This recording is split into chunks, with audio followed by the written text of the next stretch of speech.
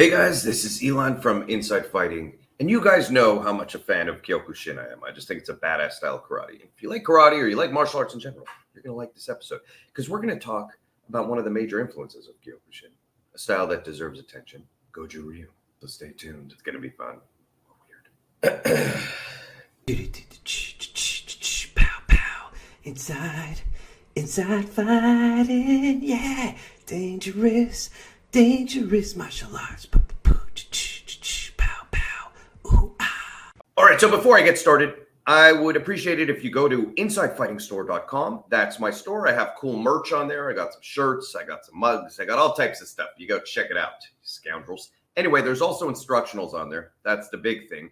And one of them is on a self-defense style called Raid, which is fantastic. If you like real self-defense styles, you'll gain a lot from that instructional. And the other one is on solo drills for Doce Paris, which is a Filipino martial art I've been training my entire life. Either way, go check it out. If you get an instructional and you don't like it, I have a guarantee I will refund you completely. I'm not a douchebag.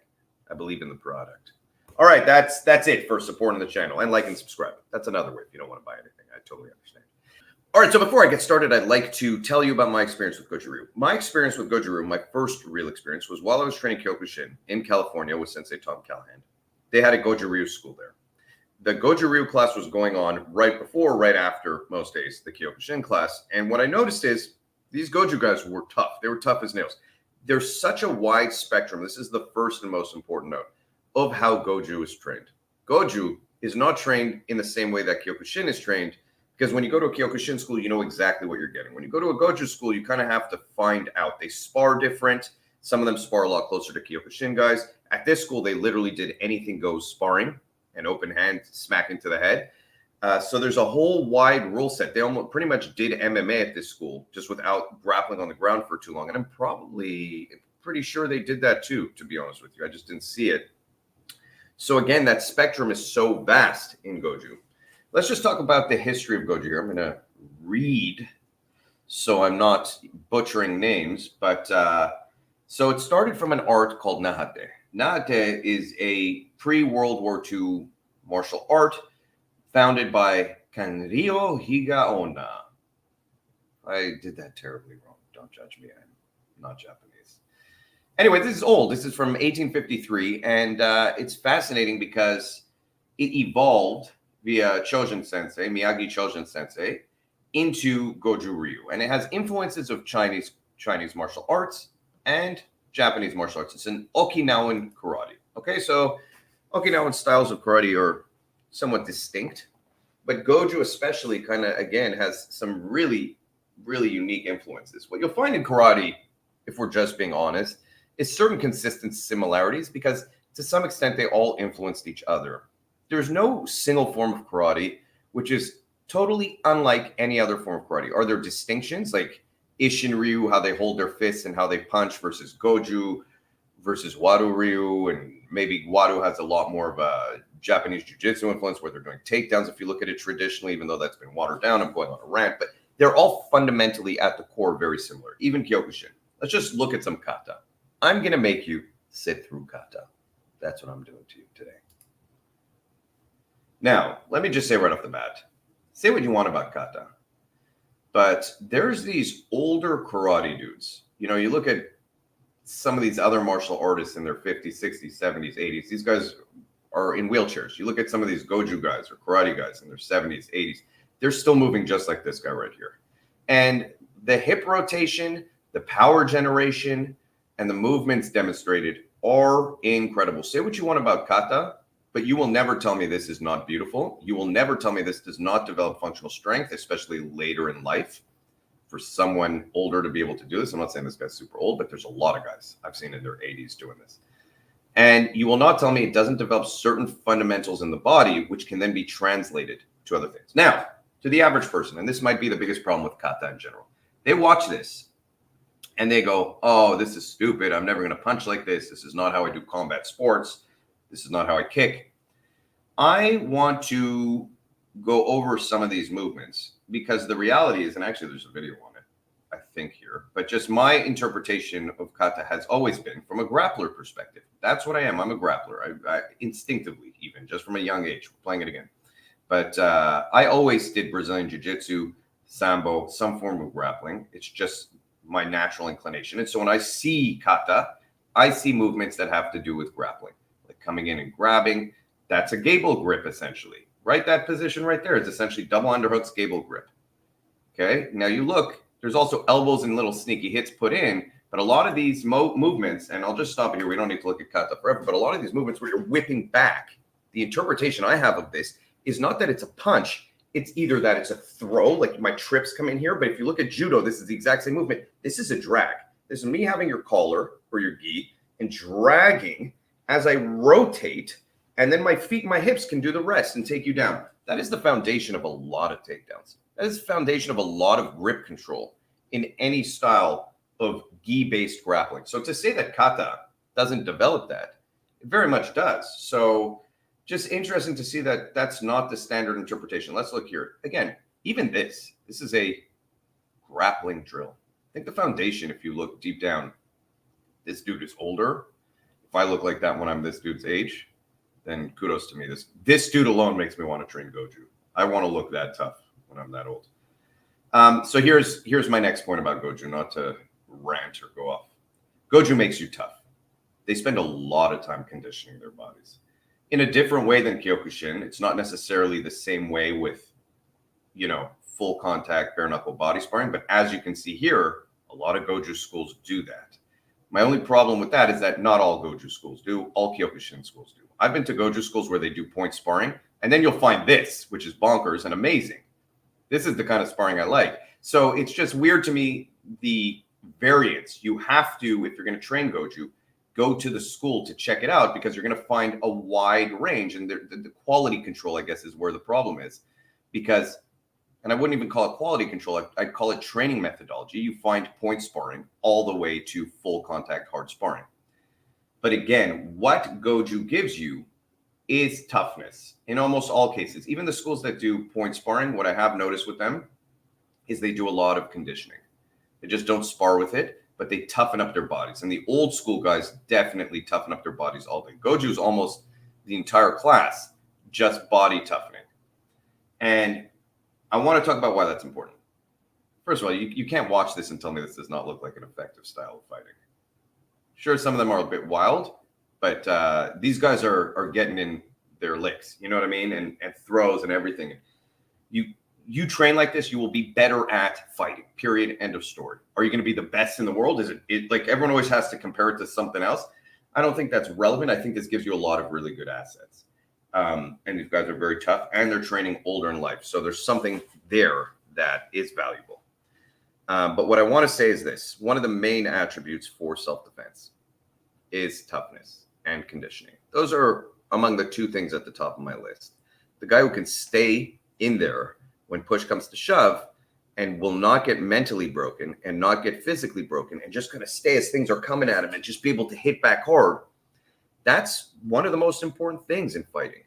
Fighting is not pretty. Real street fighting, it looks messy. It doesn't look, clean. It doesn't look organized. The best fighters in the world, I don't care if you're the best Muay Thai fighter, I don't care if you're the best boxer, when you see them in a real street scrap, it looks like a mess. Unless they get lucky and they get that first punch KO. But if it turns into a mess, if it's 2-on-1, or if it gets messy and the guy's too close and now they're grabbing and they're trying to punch, I don't care who you are, fights can turn into a disaster very quick. And one of the most important attributes for survival is being able to not panic in that situation, being able to take damage to your body, being able to cover up your head, and being able to just hit back hard.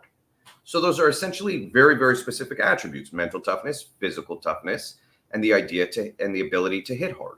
And those three things are really given to you in Goju. In fact, just like Kyokushin, that's what I love about Kyokushin. Those are the attributes that Kyokushin gives you. It gives you those exact qualities. It makes you a tough guy who can hit hard, who will not get mentally broken. And forget all the technique, forget all the stuff in the world. That's among the most important thing for actual fighting. Okay, so just want to put that out there. You get that in Goju.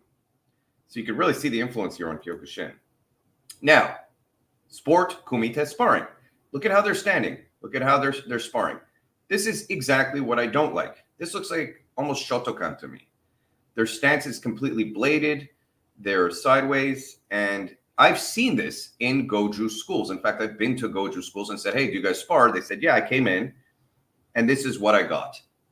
Very thrown off by it, especially because my previous experience had been what I told you guys earlier, which was this California school, which was a very tough full contact school. What I will say is they kick beautifully, these guys. They manage distance really well, but this is a attribute and a skill set, which yes, is functional for self-defense.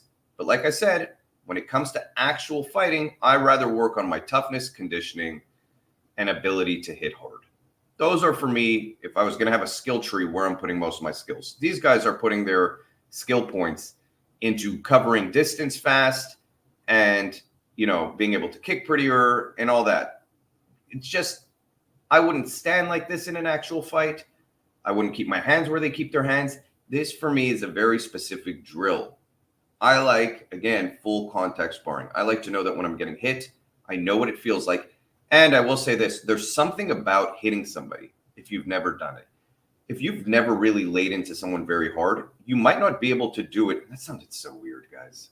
Laid into someone very hard. If you've never punched somebody very hard, you might not be able to do it when push comes to shove. You have to get over that. There's this, for some people at least, there's this weird thing where you just don't necessarily have the mental ability to just really go full force and crack through someone's body. If you're not in a martial art that develops that, you might not be able to do it when push comes to shove. You've never felt it before. The more you can feel before a real situation, the better, because you will have experienced things. So the more you can expose yourself to variables, the better you will be at handling unknown variables, because you will have a wider range of exposure. It's actually the definition of confidence, in my opinion, not the actual definition. So let's take that back. But if I were to define confidence, I'd say someone who has more options in a given situation, because they know they can go to different things. And the person who will have those options is not the person who did this kind of sparring. It's the person who's been in the pocket getting punched full force and knows, okay, I can cut to the side. I've been hit like this before. I've felt this before.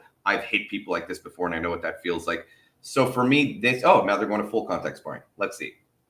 Let's see the difference now. I may have spoken too soon because I only watched till there in the video. Here we go. There we go. Starting to do a little bit more Kyokushin wise. So kudos to them. Guys, what I will say is you could tell this is not necessarily a style of sparring that they're doing this as a trade, right? As opposed to actually sparring. It looks like there's give and take here, which is fine. This is still going to condition the hell out of you. You're still going to get used to punching someone hard. And they've clearly done this before because they're taking those punches like they're nothing. But there was no like counters or circular footwork. Here we're back to full contact sparring, but with the hopping. Yeah, this is nice. This looks better. They're going for trips. This is nice, clean sparring here. That was beautiful.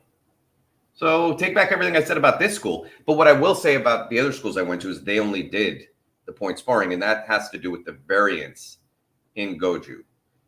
So if you are going to train Goju, please go to a school where they do this.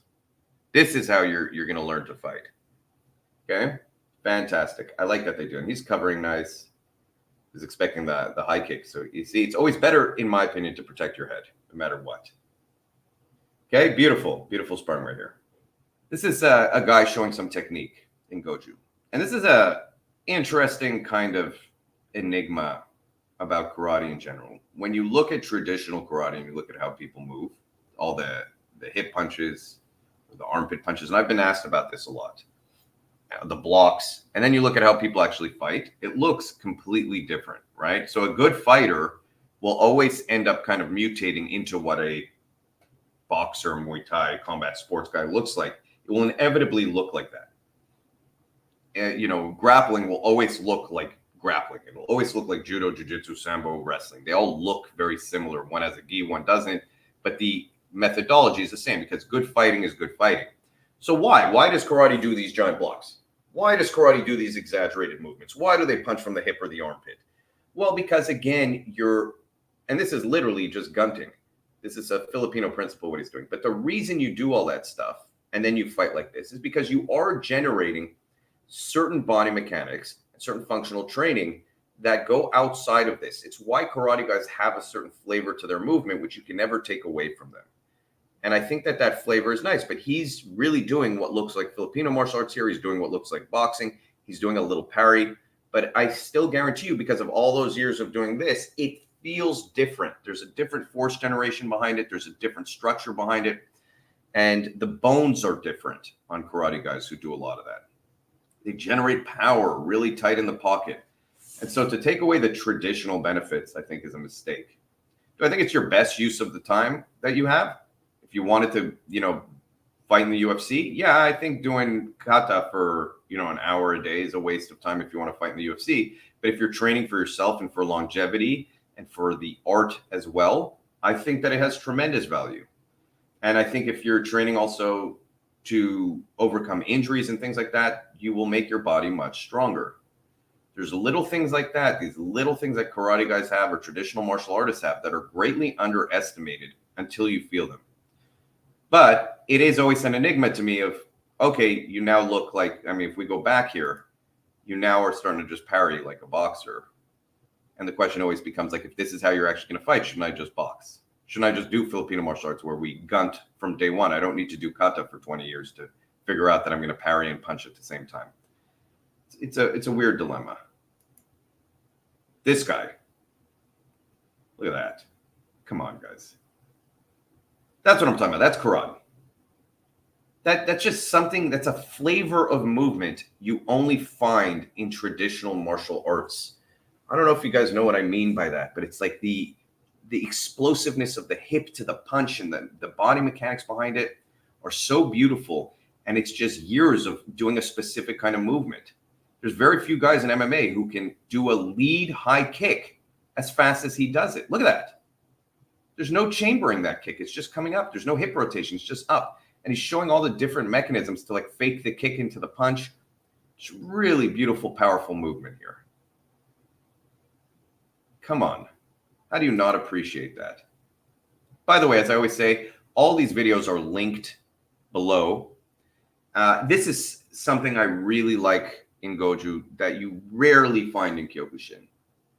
The understanding of kata for takedowns. I was talking about it earlier, but this guy's just breaking it down. Let's just look at all the takedowns. He demonstrates a lot of takedowns. This is a good video off of Goju Ryu movements. I'm not saying Kyokushin guys don't do this. They just definitely don't focus on it a lot. And I feel like this is a lost art of karate in general, whereas most karate had grappling tremendously as a major part of it. And then as judo kind of became its own thing and karate became popularized and Olympics and all these sports and trying to really push people's styles, I think there was an assumption that the Western mind cannot focus, and maybe it's true on, at least back then, before MMA and before all this stuff, on understanding that there's striking into takedowns, into grappling, that we need to isolate and advertise as simple as possible, which is still a rule till today if you're trying to advertise something. Find your market, simplify it, get the message out. It's very hard to advertise a style back then, for sure, that does everything. So karate was the powerful striking style. Judo was the throwing style, and people could just understand and do both. And back then you actually did find people that do both. But I do think that the original teachers and training of these systems had it all. I may be wrong, but I truly believe that. And I believe that they probably sparred with anything goes fighting. People were tougher back then. But this is just judo. This is just modified judo. And this is in karate. This is in Goju. And this is in kata. So it's just fascinating to see the evolution of it and see how things over time kind of get watered down or changed or hyper fixated on one aspect of what they are. And this can be true of literally anything. I'm sure if you go back and you look at American martial arts pre-modern day boxing, that you look rough and tumble, you look at like these older things, guys did everything. And then over time, for things to become popularized, they have to become specialized. And that's pretty much what happened. But there are tons of takedowns clearly in Goju, in kata, and he's running over him. So I'm not going to make you watch this entire video. I made you sit through kata. And I will have this link below if you want to learn all these takedowns. The video is right there for you to watch. These are clean takedowns. Okay, let's just look at this last one right here. This is, to me, pretty much tough guy sparring, which is pretty much what you see in Kyokushin. I love this. A 10-man kumite. This dude is massive compared to this little guy, but this little guy is not stopping. I like that. So here we're going to go. He's the one who just spars 10 guys and he's exhausted. He's also a giant, which is such an advantage in these systems. I love this kind of sparring. I love it with takedowns and continuing to fight on the ground. I have a weird thing as I get older. I don't like incurring tremendous head trauma. You know, there were periods of my life where I went through getting hit in the head a lot in sparring, and I would have symptoms. I don't care what people say. I'd get migraines. My jaw would always sound like there's water in it, like a washing sound in my jaw. My jaw would be tight.